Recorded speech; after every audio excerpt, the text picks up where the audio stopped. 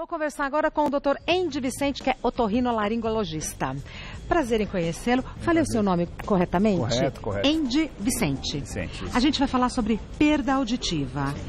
Isso pode acontecer em qualquer etapa da vida ou é privilégio, entre aspas, das pessoas com mais idade, doutor Endi? Não, na verdade isso pode acontecer em qualquer época da vida. Claro que com o envelhecimento da nossa população, isso é uma coisa que está sendo muito comum no mundo inteiro, e aqui no Brasil não é diferente, a tendência é o aparelho auditivo ir tendo um tipo de degeneração e essa fatia de pessoas, as partes das pessoas que estão com esse tipo de perda vem aumentando. Tá. Né? Mas todas as idades, desde crianças, adultos, de forma generalizada, podem ser acometidas por perda auditiva.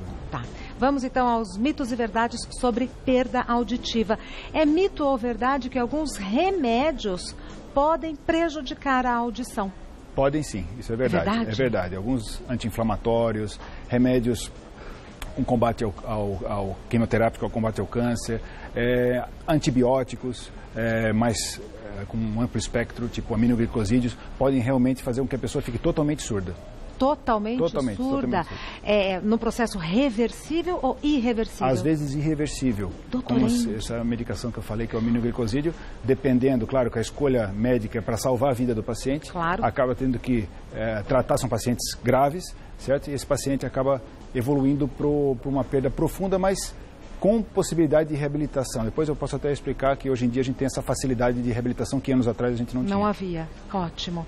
É mito ou verdade que a maioria dos tipos de perda auditiva afeta ambos os ouvidos igualmente? Isso é muito difícil ser tão simétrico. Normalmente ela pode ser bilateral, porém assimétrica. Hoje em dia vem crescendo o número de perdas profundas unilaterais. Vou dar um exemplo. O paciente teve cachumba. O paciente teve um tumor no ouvido. Isso pode fazer com que ele tenha uma perda unilateral. E agora nós, otorrinolaringologistas, estamos tendo que nos deparar com esse tipo de realidade nova também, com perdas profundas unilaterais e audição normal do outro lado, certo? Então, um ouvido afetado, o outro fica normal. Sim. Tá. É mito ou verdade que perda auditiva não tratada pode levar ao declínio intelectual? Sim, isso com certeza, o isolamento, a uma depressão. Então, a parte cognitiva, então, o ouvido é um órgão sensorial. A audição é importantíssimo para a comunicação, é a base para a comunicação. Então, o paciente acaba se isolando e toda a parte cognitiva dele vai acabar ficando também prejudicada. Perfeito. É mito ou verdade que ouvir música alta nos fones de ouvido pode causar surdez? Isso é totalmente verdade. A gente fala, mas eles não... Quem tem filho sabe. É isso que eu falo. Pensando a gente fala, mas não resolve, né, doutor? Mas então, 82% dos jovens, crianças e jovens, estão expostos a esse tipo de ruído. 82%. Claro que nem todos escutando acima da média, mas 82%. No mundo, 1 bilhão de pessoas estão também sujeitas a ter perda auditiva devido à exposição a ruído inadequado devido ao fone de ouvido. Como que eu sei quando o som está alto demais? Em casa, se o filho a gente que está de fora acaba escutando o próprio som do fone. A gente não tem o controle, certo? Mas o adequado é que o volume esteja a 50% da capacidade máxima, é o preconizado para não lesar o ouvido. Na metadinha ali, né? Isso. No máximo volta a metadinha. Isso. É mito ou verdade que perda auditiva pode ser reversível? Em algumas situações ela pode ser reversível, aí o papel do médico, o papel do otorrinolaringologista é fundamental, porque acaba, a gente fazendo tratamento precoce, a gente pode ter uma reversão desse tipo de situação. Algumas cirurgias também, dependendo do tipo de perda auditiva, um exemplo, uma perda condutiva, uma doença, uma osteodistrofia, que causa esse tipo de perda auditiva, a gente pode fazer uma cirurgia e também reverter esse sintoma que é a perda auditiva, a pessoa ficar com limiares auditivos próximos à normalidade. Perfeito. Muda a vida, né? Muda a vida. Muda muito. Muda. É mito ou verdade que o aparelho auditivo é indicado apenas para casos graves? Hoje a gama de indicação, a gente acaba indo em congressos, vive isso todos os dias, a gente lida com perda auditiva todo dia, né? E a gente vê que isso é um mito. Às vezes pessoas com perdas moderadas também podem se beneficiar de aparelho auditivo. Às vezes ela não se toca, tem uma dificuldade em uma reunião, alguma coisa, e tem essa tecnologia hoje em dia que pode melhorar muito, não só aparelho auditivo, como aparelhos osteointegrados, aparelhos implantáveis, totalmente implantáveis, semi-implantáveis, assim por diante. Muitas opções, né? Muitas opções. É mito ou verdade que barulhos fortes, como o do secador de cabelo, não fazem mal para a audição? Isso pode fazer mal, sim. Apesar de hoje em dia os secadores serem mais modernos, com um ruído um pouco menos intenso, mas com certeza, e pela proximidade também que está com o ouvido, isso pode realmente afetar a audição da pessoa. Tá. Uma coisa que eu não entendo é por que até hoje, com a tecnologia tão avançada, não criaram um secador de cabelos menos ruidoso? Pois é, eu acho que... E é aqui, né, na orelha da gente. Poderia ser pensado nisso, não sabe, mas certeza. É na orelha da gente. Pois é, com certeza. Vamos agora às perguntas do pessoal de casa sobre perda auditiva. A primeira pergunta foi enviada pela Renata e diz: estou fazendo tratamento para labirintite, mas os sintomas não estão desaparecendo. Essa demora para me recuperar pode afetar intensamente a minha audição e causar algum grau de surdez definitiva? Então, rapidamente. O labirinto é dividido na parte responsável pela audição e pelo equilíbrio, certo? Às vezes, um tipo de labirintopatia pode envolver os dois sistemas. Certo? A maioria delas, as mais comuns, não envolve os dois sistemas. Então tem que ver que tipo de labirintopatia que ele tem. Um exemplo, por exemplo, doença de Meniere, pega os dois sistemas. Ela é uma doença degenerativa. Equilíbrio e surdez. E surdez, então vai realmente prejudicar a audição. Se ela tiver uma vertigem posicional paroxística benigna, que só pega a parte posterior, a parte do equilíbrio, ela não vai ter provavelmente uma degeneração da audição. Então tem que fazer o diagnóstico preciso e aí sim ver que tipo de problema que ela tem e fazer o tratamento seletivo para ela. Então, pelo que a Renata falou, não dá para responder taxativamente sim ou não. Tem uma chance grande de não, de ser só a parte da tontura e ela não... Certo? Tá. Próxima pergunta é enviada pelo Edgar. Tenho 57 anos e perdi totalmente a minha audição do lado esquerdo após um trauma.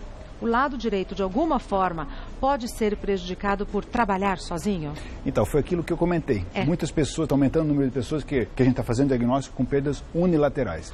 Não vai forçar mais o outro ouvido, porém essa pessoa vai ter dificuldade em escutar em ambientes ruidosos, sabe? Porque a gente foi feito para ter dois ouvidos, audição binaural. Então, com um ouvido só, em algumas situações, tem um pouco de dificuldade. Tá, mas o que está trabalhando sozinho, como ele diz, o lado direito, pode ser prejudicado? Não, isso não. Ele vai trabalhar normal, vai escutar daquele ouvido, não vai sobrecarregar o ouvido. Perfeito. Tá. Mais uma pergunta enviada pela Samantha. Quais exames detectam a perda auditiva? O exame mais fidedigno para aferir a perda auditiva de um adulto, né, seria a audiometria. Tá? E em situações especiais, onde o adulto é não contactuante ou é uma criança muito novinha que ainda não desenvolveu linguagem, existem exames eletrofisiológicos, tipo potencial auditivo do tronco encefálico, autoemissão acústica, que a gente pode também lançar a mão para poder aferir, tentar ver o limiar auditivo desse paciente. Tá bom. Mais uma pergunta enviada pela Isabel. O excesso de açúcar em diabéticos também pode comprometer a audição, como a visão? Sem dúvida. O açúcar, no caso, o principal combustível do labirinto é o açúcar, tá? A glicose. Tá? Então, se eu tenho um distúrbio metabólico, como um distúrbio, como diabetes, isso pode afetar. Então, eu vou ter um problema dentro do ouvido interno, dos líquidos do ouvido interno, da produção de líquido do ouvido interno. Eu vou ter um problema de suprimento vascular, quer dizer, a minha artéria, que é a artéria que vai para o labirinto, é muito fininha, já vai ficar comprometida também. Então, o labirinto é abordado por várias formas, de uma forma maléfica, que o diabetes acaba consumindo esse aparelho e acaba degenerando esse aparelho. O senhor sabe que... Assim como uma visão. Há algum tempo, eu tenho zumbido há muitos anos, e assim que eu descobri, eu fui fazer um tratamento, e o tratamento era tirar totalmente o açúcar, a ponto de eu ter que ler a embalagem, e se tivesse açúcar, não consumir. Então é por causa disso. A gente tem que ver assim, a predisposição da pessoa. Tem pessoas que podem comer um monte de açúcar e não vão ter problema nenhum. Olha só. Pessoas com predisposição genética, a mãe diabetes, o pai com diabetes, tem que tomar cuidado, certo? É claro que o excesso de açúcar é maléfico para qualquer pessoa, tá? Mas aí açúcar, cafeína, chocolate, alimentos gordurosos e aí vai. Perfeito. Tá? Mais uma pergunta enviada pela Samila. Tenho perda auditiva nos dois ouvidos. Posso usar o aparelho num só lado? Já ajuda. Tá? O ideal sempre tem que ver se os dois têm indicação para aparelho auditivo. Se tem indicação para aparelho auditivo, o ideal é usar nos dois. Sabemos que o problema econômico no nosso país também, porque esses aparelhos às vezes são caros, né? Então, na verdade, apesar de ter uma variedade grande de valor, mas mesmo assim para a nossa população, dependendo, isso pode ser um fator de escolha. Eu vou usar só um porque eu não tenho dinheiro para comprar o outro, mas o ideal seria os dois. Como é que faz essa escolha? Tem que, difícil, né?